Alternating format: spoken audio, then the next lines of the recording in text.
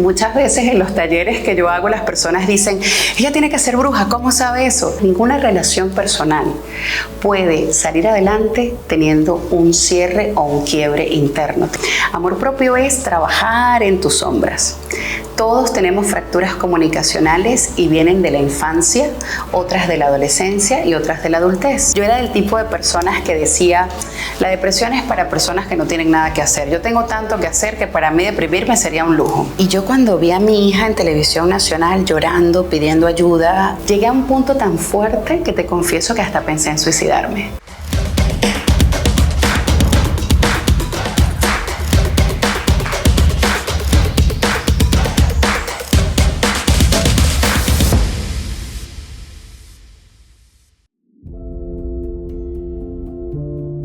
Usualmente cuando escuchamos la palabra oratoria pensamos que es dicción y articulación, como que siempre lo relacionamos con eso. Lo mismo sucede con la comunicación, ¿no? Cuando vemos presentadores en la televisión, muchas veces como televidentes decimos, wow, excelente comunicador, pero muchas veces no tenemos la conciencia de que está leyendo un teleprompter. No quiere decir que no sea buen comunicador, porque de igual forma está proyectando la información, está informando, pero la oratoria no tiene nada que ver con leer teleprompters y no tiene nada que ver con ser presentador de televisión o locutor o comunicador social, ¿ok? Bien es cierto que en la carrera de comunicación social, que también la estudié, además de oratoria, se te enseña un poco la parte informativa de oratoria, cómo hacer una nota, cómo tal vez interactuar o entrevistar a una persona, pero repito, eso no es oratoria, ¿no? Entonces, ¿qué es oratoria? Oratoria es arte, para empezar, y no es algo nuevo, porque también muchas personas dicen, ay, eso ahora está de moda, o lo estoy escuchando apenas ahora. Oratoria viene desde Sócrates. Desde los juglares, sí, desde los juglares. Completamente. Y es increíble también saber que todas las herramientas retóricas que Sócrates en su momento creó todavía se sostienen y mantienen hasta el día de hoy. Son las mismas que la Universidad de Harvard sigue enseñando, así que es increíble. Y es una oratoria bastante profunda porque encierra 111 habilidades y técnicas. La que más se conoce tal vez es la persuasión, la dicción y articulación, la entonación, ritmo, velocidad, la creación de un discurso, pero se desconoce realmente la magia de la oratoria, que es la gestión interna y la psicología comunicacional. Esa es la parte más poderosa y es lo que verdaderamente le da poder a quien estudia oratoria, porque no se trata solo de hablar. No, hablar, todos hablamos a partir de los 2 años. También no se trata solo de informar, sobre todo en una época que estamos viviendo después de la pandemia de exceso de información.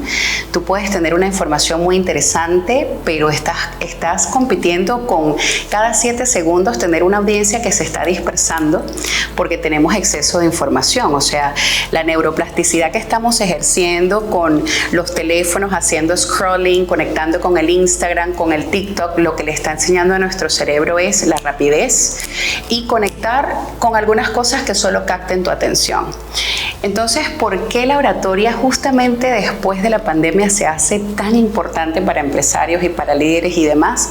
Es por esa parte de la psicología comunicacional, de conectar auténticamente, de escuchar, de leer a la persona. Y aunque suena como algo muy místico, muchas veces en los talleres que yo hago las personas dicen, ella tiene que ser bruja, ¿cómo sabe eso? Lo que pasa es que nos hemos desprendido mucho de estar en el presente, de escuchar para comprender, de también entender tu lenguaje corporal que habla mucho más allá de tu boca, ¿no? Claro. Entonces, la oratoria es arte, tiene 111 habilidades y técnicas, solamente impactan el 20%, el 80% de impacto en la oratoria está en la psicología comunicacional, que es donde está todo el poder que le da a quien lo estudia y practica. Te lo puedo definir en una palabra, es poder. Es esa habilidad de crear experiencias a una audiencia, no solamente a través de tus palabras, sino de todo lo que estás creando a través de mover fibras emocionales.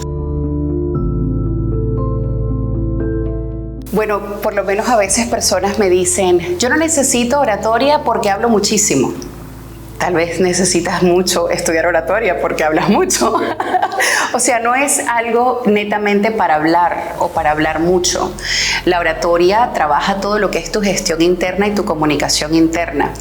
Y recuerda que las personas creemos que empezamos a conectar con una persona cuando la persona nos habla. No. El inicio de una conexión es en tan solo segundos y lo hace nuestro cerebro. En el momento de observar a alguien, ya tu cerebro decide si va a tener apertura o va a tener cierta limitación ante esa persona. Por eso es que hay frases, incluso un poco criollas, pero que dicen: el cuerpo habla lo que la boca calla. Realmente la conexión empieza desde tu gestión interna, porque ahí es donde empiezan tu narrativa interna, tus emociones, y eso se proyecta en tu cuerpo. Ahí es cuando vemos personas un poco incongruentes que tal vez tienen un mensaje muy alejado de lo que verdaderamente están proyectando. Y es cuando no hay conexión. Entonces la oratoria es eso, es crear esa experiencia de puntos de conexión. Entonces yo te diría que el más común es ese. No necesito oratoria porque hablo mucho, o no necesito oratoria porque ya yo soy un comunicador social, o porque ya yo trabajo con una grande audiencia. Todo lo contrario, mientras más amplia sea tu audiencia, más te debes preparar. Y la oratoria es como la medicina, es algo que nunca termina en tú decir: ya yo estoy preparado para no tener que seguir practicándolo. Al ser arte es como tocar el piano. Yo no puedo tomar una clase de piano y decir: ya soy pianista y no toco más, toco una vez al año. Tienes que practicarlo diariamente, porque lo que más se debe como ejercitar en tu conocimiento de oratoria es tu cerebro. O sea, la oratoria no nace en la boca, nace en el cerebro, porque ahí es donde empezamos a crear la narrativa. Y la narrativa, criollamente hablando, es como el cuento que nos contamos y también el que le contamos al mundo. Y afecta mucho nuestro cuerpo, nuestra emoción, nuestra forma de conectar con las personas. Por eso a veces estamos perdiendo, sobre todo a nivel empresarial, estamos perdiendo el tener excelentes equipos, porque venimos de la vieja escuela, ¿no? De esa jerarquía: yo soy la jefa, yo te mando, tú tienes que hacer lo que yo necesito que tú hagas, y no te estoy compartiendo mi visión para que tú seas parte de esa visión y podamos juntos llevar el propósito, ¿no?, que tenemos. Bueno, fíjate, la oratoria es muy alejada de la venta. Y la persuasión con la que nosotros trabajamos no es la persuasión que vas a encontrar en los libros de venta. ¿Por qué? Porque un libro de venta te habla de una persuasión desde habilidades o técnicas que yo voy a usar para convencerte de que tú necesitas un servicio o un producto, independientemente de que lo necesites o no. Y la oratoria parte desde la persuasión, que lo que hace es que tú empieces a crear una narrativa para tú tener claridad en tu por qué, para qué, el valor de tu producto, el valor de tu servicio, tener esa claridad de cuáles son tus puntos diferenciadores de la competencia, cuál es el regalo que tengo yo para compartirle al mundo. No es lo mismo de cuál es el servicio que tengo yo para venderte. Es distinto. Entonces ahí te conecta mucho con conectar con ese cliente existente o ese cliente potencial, para verdaderamente entender dentro de tu conocimiento y tu servicio qué es lo que está necesitando. O sea, nosotros creemos en el impacto que tienen los testimonios, son los generadores de leads más potentes para una empresa. Ahora, con la época de la tecnología, muchos coaches de productividad por lo general hablan de: no, hazlo solamente tras campaña, solamente dedícale unos segundos a la persona. La oratoria va en contra de eso, porque nosotros creemos que no hay nada más poderoso que los vínculos y las conexiones, para nivel personal y para nivel empresarial. Totalmente. Lo que sucede es que antes de empezar a crear discursos para nuestros clientes existentes y clientes potencial, debemos crear el más importante, que es el de nosotros, para nosotros. O sea, eso que sale en los websites, nuestra visión, nuestro propósito, las personas lo hacen, incluso ahora lo hacen en ChatGPT, copy-paste, y lo ponen en el website. Pero están dejando la parte más valiosa, que es que tú tienes que mover fibras emocionales con tu empresa y con tu negocio, porque todo negocio es emocional. Y vas a tener picos altos y vas a tener momentos de desconexión y momentos que vas a requerir reconectarte. Entonces, si nosotros no trabajamos con pasión, nosotros vamos a ser robóticos. Por mucho de que nosotros queramos pretender ser, estamos sencillamente haciendo una labor, mas no estamos siendo apasionados y no estamos ejerciendo el propósito. El ser humano, psicológicamente y científicamente, necesita un propósito en la vida para poder tener ese drive. Es como ese drive del enamoramiento. ¿Por qué el enamoramiento, que en la psicología le llamamos enamoramiento, es tan poderoso?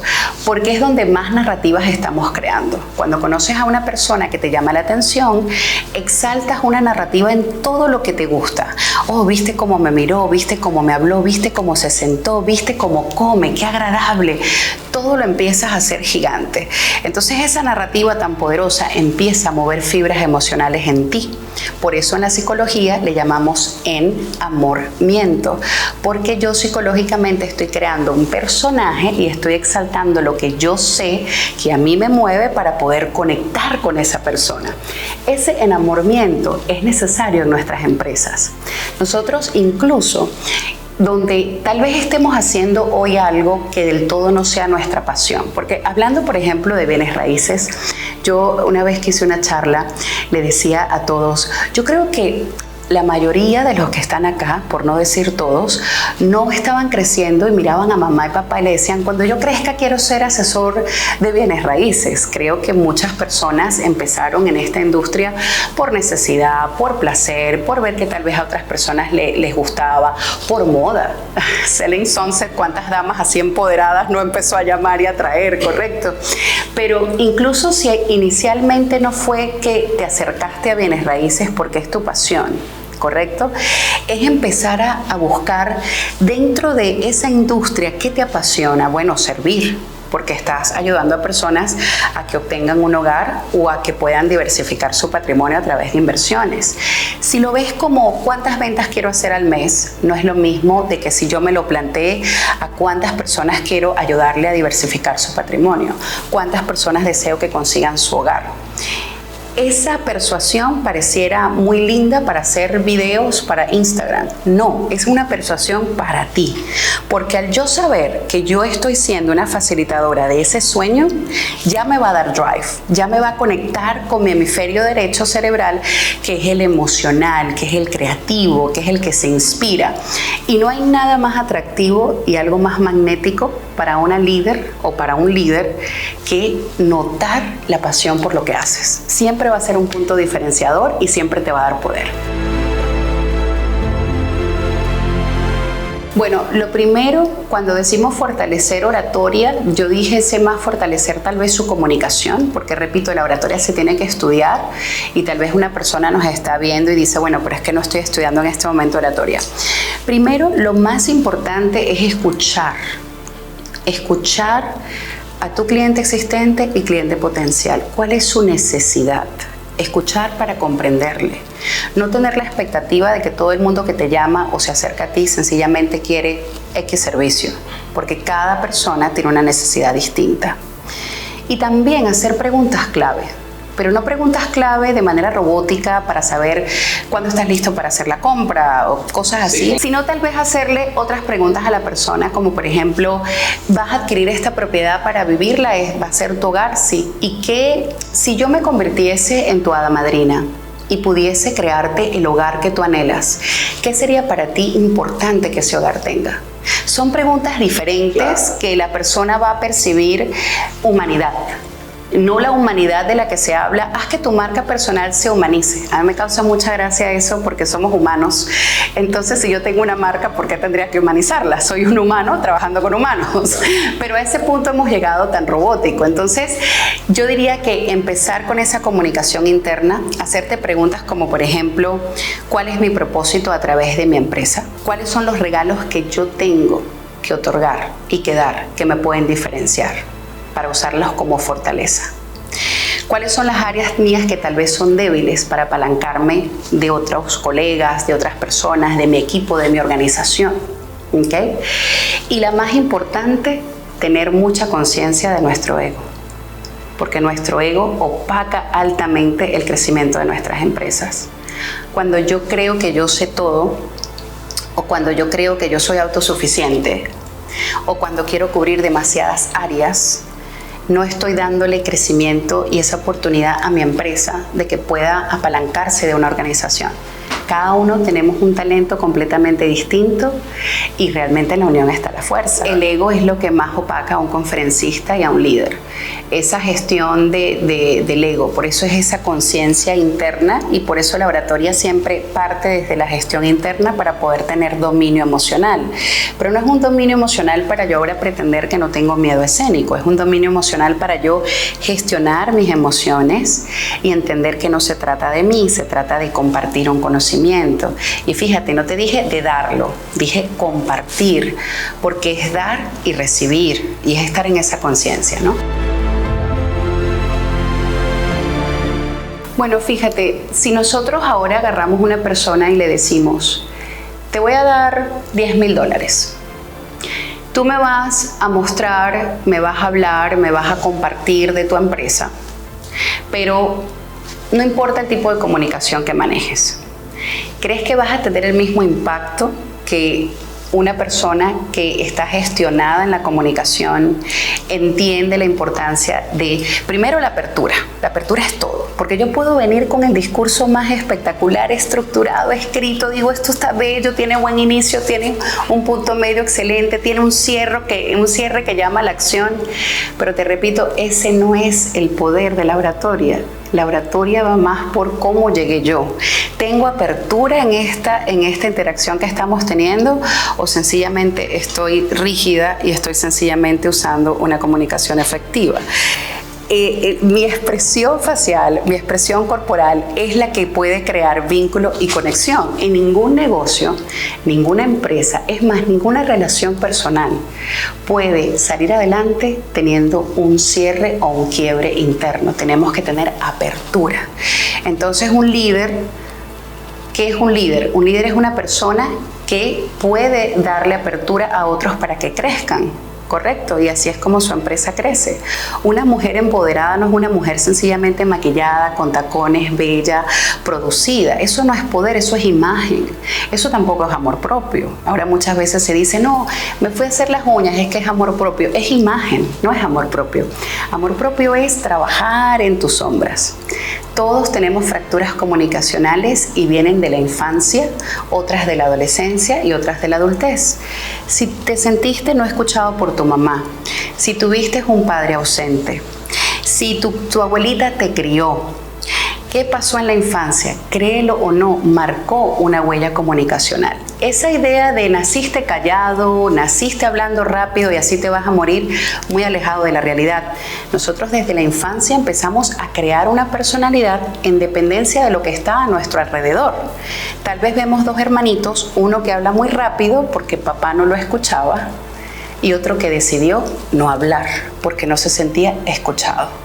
Entonces, créelo o no, llegan los 40, 45, 50 y esos matices salen en esa empresa, salen en ese negocio y salen en ese matrimonio. Por eso es que viene desde trabajar la parte interna y obviamente las personas que nos están viendo, las personas que nos están escuchando, sin necesidad de tal vez acercarse a estudiar la oratoria, lo primero que yo les diría es que anoten las edades en el que tomaron ciertas decisiones. O sea, entren en un momento satori, porque el ser humano solamente se transforma o por un momento satori, que es donde yo de manera consciente me siento en esta silla y digo, ok, Amina Tolbi. ¿Cómo naciste? ¿De dónde vienes? ¿Qué decisiones tomaste? ¿Cuáles fueron esos desafíos que tal vez te silenciaron?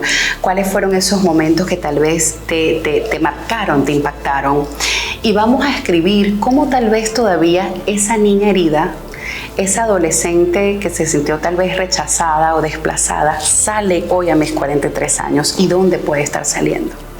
Esa conciencia no te va a cambiar la vida, no te va a cambiar el pasado, porque todos tuvimos una historia que no se puede modificar, pero la narrativa No es lo mismo yo decir, tal vez mi padre no tuvo la conciencia mental para en ese momento proveerme todo lo que yo necesitaba, pero soy consciente de que su alma me tiene que amar porque él me trajo al mundo. O sea, ya esa narrativa es muy distinta a yo decirte, yo fui a, tú sabes, claro, mi papá me dejó, y es muy distinto, ¿no? Sí. Y créelo o no, impacta. Entonces las mujeres, más que los hombres, usamos más narrativas, por eso somos las expertas. Cuando llega el hombre decimos, les contamos todos los detalles. Ustedes se ríen porque ustedes son más prácticos. Sí. Entonces, esa conciencia de usar la narrativa de manera positiva, de viajar un poco a nuestro pasado para tratar de ser conscientes dónde están nuestros miedos. Y el miedo no se va a solventar a través de mirar hacia otro lado. Está allí y sale en la forma en la que te comunicas, sale en la forma en la que creas conexiones, sale en la forma en la que creas negociaciones.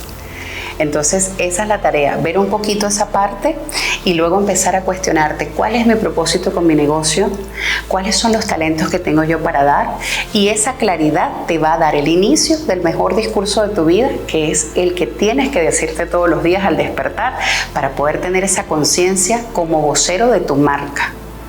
Eso es muy importante. Bueno, fíjate, como te mencioné, antes de salir al público tienes que preguntarte algo que puede sonar muy básico, pero que impacta grandemente, y cuál es mi propósito con esta exposición. ¿Okay? Porque automáticamente eso te va a desvestir tu ego. No se trata de ti. O sea, no vas a salir pensando, ay, el vestido está arrugado, ay, me veo gorda y no me gusta mi voz, ay, no me gusta cómo me maquillaron. No se trata de eso. O sea, sí queremos vernos bien y es importante la imagen, claro que sí, pero la imagen no es lo que va a crear un vínculo y una conexión, menos en esta época donde hay tantas personas guapas, ¿no? Por todos lados.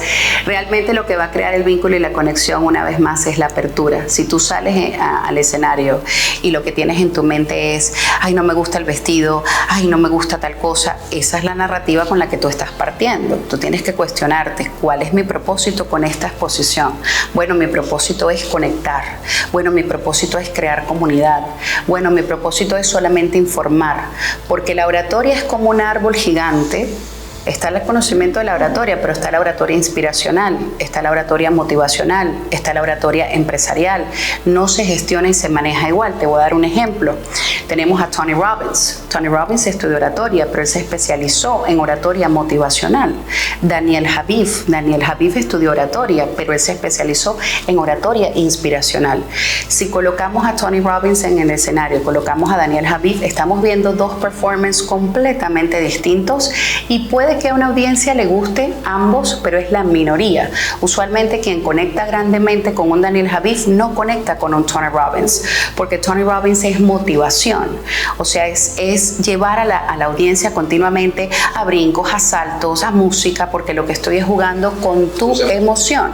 Mientras un Daniel Habib, él con lo que juega, y juega, quiero que no lo escuchen de una manera negativa, pero él con lo que juega es con su dolor.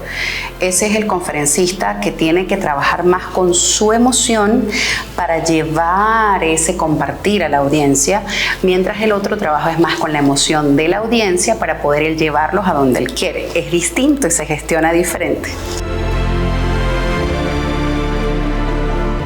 Todos tenemos miedo escénico, eso es lo primero. Hay como esa sensación de yo tengo miedo escénico, yo no tengo miedo escénico. Y yo siempre he dicho, ¿qué persona me puede decir a mí que ha estado expuesto a todo tipo de escenarios? Nadie. Entonces tal vez a mí no me intimida un escenario donde hay 1000 personas, pero yo he capacitado a personas que han expuesto al frente de 8000 personas. Entonces dime tú, ¿a qué persona no le va a causar impacto el pararse en un stage y llegar a un punto que ni siquiera ve el público de lo amplio que es? O sea, incluso yo puedo tener miedo escénico con una sola persona.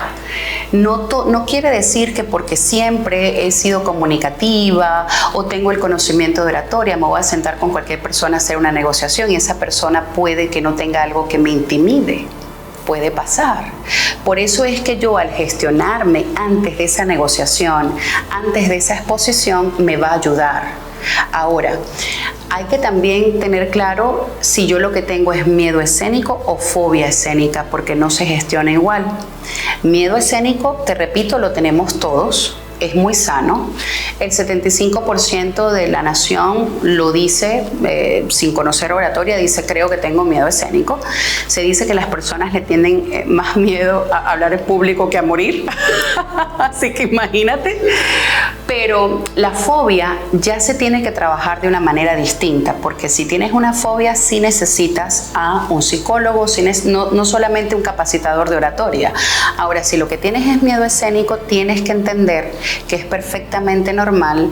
Lo que debes es empezar a buscar la comodidad dentro de la incomodidad inicial que te va a producir el exponerte a entornos que tu lógica te dice no te expongas. Claro.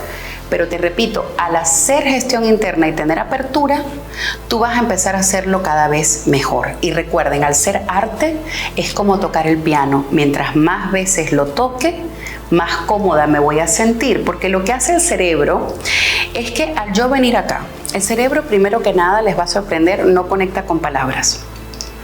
El cerebro conecta con imágenes.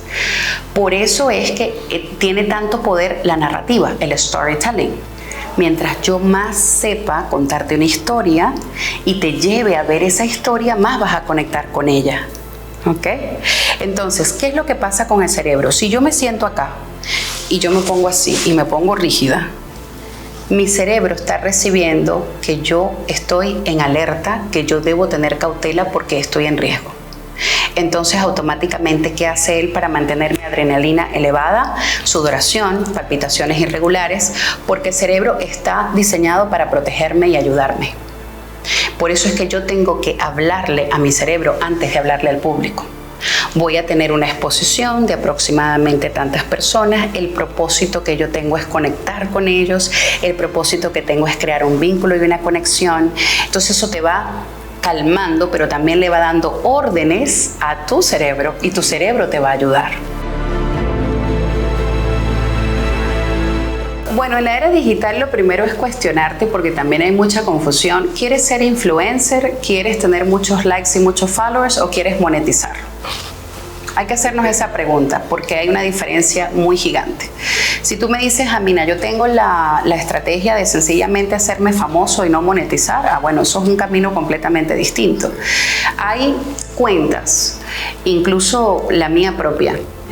Mi cuenta es completamente orgánica. Hasta el sol de hoy no he hecho ni la primera campaña.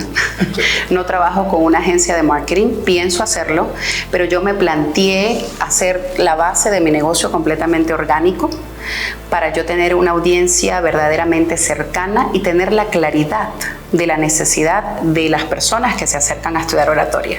Entonces, para yo tener esa claridad, yo tenía que salir como antes salíamos, el tú a tú, ¿cómo estás? Y mi negocio es un negocio bastante sólido que lo retomé hace apenas, en abril voy a cumplir 2 años, es un negocio nuevo, pero viene muy sólido. Y tengo los mejores generadores de leads, que son los testimonios de mis clientes. Entonces yo les digo, primero pierdan ese temor, dejen de ver tanto a los lados, porque a veces nos confundimos mucho. Vemos cuentas con muchísimos seguidores, ¿será que son reales? Esa es la primera pregunta que te debes hacer. Segundo, vemos personas que tienen tal vez muchísimos comentarios. ¿Será que están monetizando igual que tú? Entonces tal vez tú estás monetizando más que una persona que crees que está monetizando más que tú y empiezas a imitar lo que esa persona está haciendo sin saber que tú estás mucho mejor. Entonces estas preguntas son las primeras que nos debemos hacer. ¿Quieres ser influencer? ¿Quieres ser conocido? ¿O quieres monetizar? ¿Qué quiero ser yo? ¿Qué quiero ser yo? Yo en lo personal decidí ser una de las mejores capacitadoras de oratoria a nivel mundial. Y por eso sigo estudiando y me sigo capacitando. Probablemente si no tuviera esa conciencia, no estuviese estudiando en Harvard todavía, que este año inicio otra especialización, porque son inversiones bastante altas y porque, te soy honesta, nadie se ha sentado en mi oficina y me ha preguntado, ¿dónde estudiaste y quiero ver tu título universitario? Hasta el sol de hoy nadie lo ha hecho. Entonces, obviamente, si yo no tuviera esa claridad, no estuviera haciendo esa inversión. Pero como yo tengo claro que quiero ser una de las mejores a nivel mundial, entonces sé cómo hacerlo. Por eso te digo, yo pienso que lo más importante para un líder y para un empresario es cuestionarse continuamente. No cuestionarse para llenarse de críticas o para desviar su propósito. Tú tienes que tener el propósito muy claro, porque la herramienta principal de tu negocio eres tú. Y si tú lo tienes claro, pase lo que pase a tu alrededor, no va a ser un distractor. Vas a saber qué usar y cómo usarlo para tu favor, porque tenemos que ser estratégicos.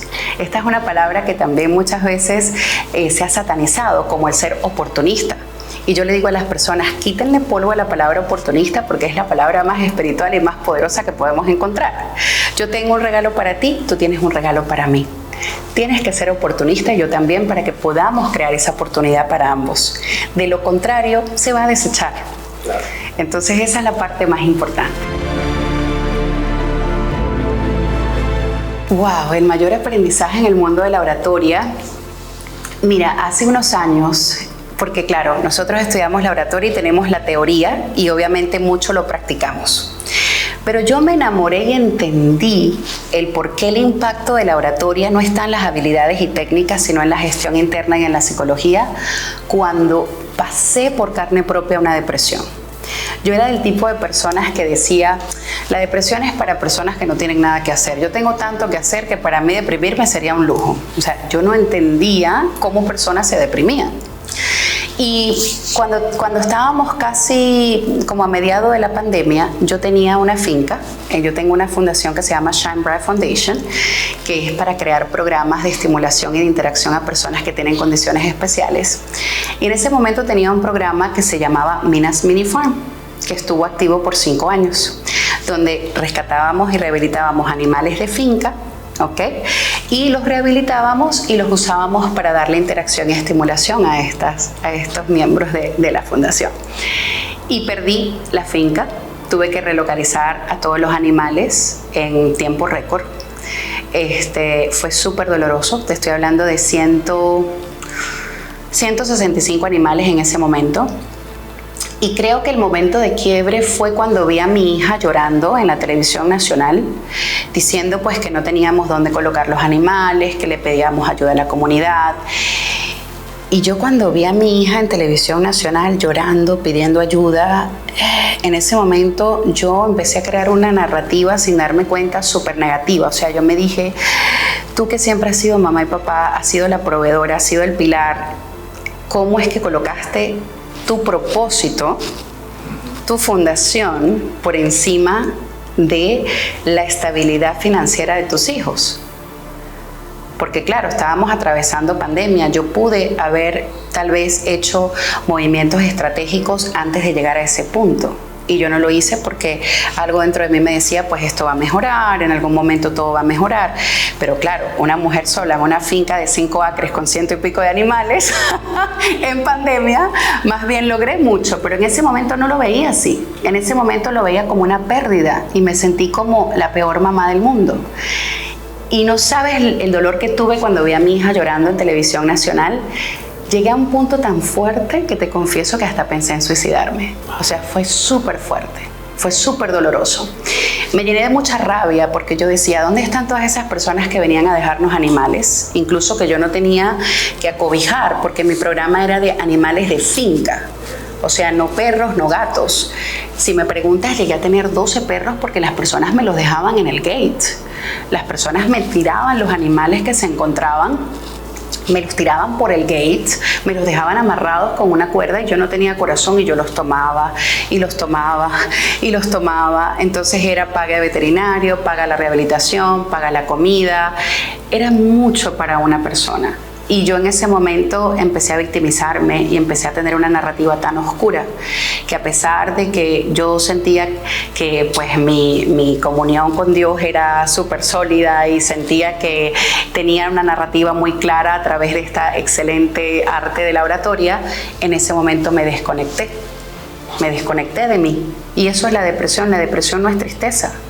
La depresión es una profunda rabia conmigo misma por haberme fallado en algo, y por eso es que nos desconectamos de nosotros, porque tenemos tanta rabia hacia nosotros que nos desconectamos. Obviamente, donde hay desconexión, no hay conocimiento, no hay nada, no hay ganas, no hay nada, es súper oscuro. Y yo recuerdo en el momento que yo empecé a pensar en cometer eso, Obviamente, lo primero que yo siento en mi corazón que me salvó y me rescató es Dios. Pero después de Dios, aunque suene un poco loco, la oratoria. ¿Por qué? Porque me dije, ¿qué estás haciendo con esta narrativa? Esta narrativa te está destruyendo. Esta narrativa te va a hundir. Ya estás pensando en cosas terribles. Tienes que empezar a recobrar esto, tienes que empezar a conectar con una narrativa distinta. Fue difícil, no fue que yo empecé a crear el discurso en mi mente y ya me sentí bien. Fue un proceso, porque caí tan bajo, te repito, que estuve pensando en quitarme la vida. Entonces yo considero que bien es cierto que el poder de la oratoria es la gestión interna, tu comunicación interna, lo que te cuentas todos los días, cómo te lo cuentas, porque es lo que nos hace conectar o desconectar. Sí, tenía que desconectarme de la narrativa oscura y de ese momento tan oscuro para empezar a reconectar. Pero yo en ese momento no veía nada positivo. Ya después dije, wow, pero ¿cómo no vas a ver algo positivo, mujer? 5 acres, 100 y pico de animales, sola, porque obviamente en la pandemia fui perdiendo los empleados que tuve. Yo con mi hija limpiábamos los establos, recogíamos todos los animales, los limpiábamos, los sacábamos a tomar el sol, los recogíamos, los llevábamos. Yo iba a buscar el hay, el alfalfa gigante, lo montaba en mi camioneta, porque en ese tiempo de pandemia pues era muy difícil todo. Y yo más bien después empecé a darme cuenta que ese era el discurso, uno de los discursos más poderosos en mi vida. ¿Por qué? Porque empecé a darme cuenta de que pude hacer mucho sola y que soy una super mujer. Entonces eso que empezó a ser como mi bastón para caerme, empezó a ser mi bastón para soportarme y aguantarme y levantarme. Y por eso es que yo amo la oratoria, porque siempre se busca ese poder, esa idea de poder, pero es que el poder viene de una profunda caída, el poder viene de una profunda oscuridad. Si no, no tienes poder. El poder viene de un empresario, de un líder que tiene la capacidad de no solamente querer llenarse los bolsillos, es llenarse la mente, llenarse el espíritu. Ahí es donde está realmente ese éxito empresarial, ese éxito como líder. Un líder no es solamente hablar lindo al frente de una tarima. Para tú conectar con una audiencia, tú tienes que ser humano y tú tienes que mostrar tus matices. Eso realmente te hace ser poderoso, cuando tú tienes la capacidad de ser vulnerable. La vulnerabilidad es lo más valioso y poderoso de un speaker, de un conferencista y de un ser humano, porque no es lo mismo el yo interactuar contigo a yo saber de dónde vienes y todo lo que has crecido. Eso me hace querer ser parte de tu entorno y eso me hace admirarte y respetarte, y es lo que muchas veces callamos por temor a no ser aceptados, y es lo que más alto debemos decir para que las audiencias puedan escuchar y conectar con nosotros. El primero, empezar a escucharte a ti misma y empezar a buscar tu superpoder. Pero recuerden que el superpoder no es voy a hacer esto, voy a hacer aquello. El superpoder es ¿de dónde vengo? ¿Fui abusada sexualmente? ¿Fue doloroso? ¿Qué voy a crear de ese abuso sexual? ¿A cuántas personas voy a ayudar? ¿Cómo voy a usar ese testimonio? ¿Qué valor le voy a dar? ¿Fui rechazada por mis padres? ¿Cómo voy a gestionar ese rechazo? ¿Qué significa eso? O sea, ahí es donde nos convertimos en super mujeres y en super hombres. Es en usar lo que nos ha dolido, es usar los desafíos de la vida para convertirlos en nuestra gran historia de superación, pero historias reales, donde verdaderamente nos estamos dando la oportunidad de buscar ese niño interno, esa niña interna, agarrarla de la mano y decir, ok, esto que me dolió tanto tiene que ser parte de mi negocio, esto tiene que ser parte de mi propósito, porque no hay nada más hermoso que tu negocio no solamente monetice bienes materiales, sino que empiece a monetizar el bien tuyo propio y el bien de la comunidad. Eso es lo que hace que tu negocio verdaderamente sea grande y es lo que va a hacer que seas un líder real.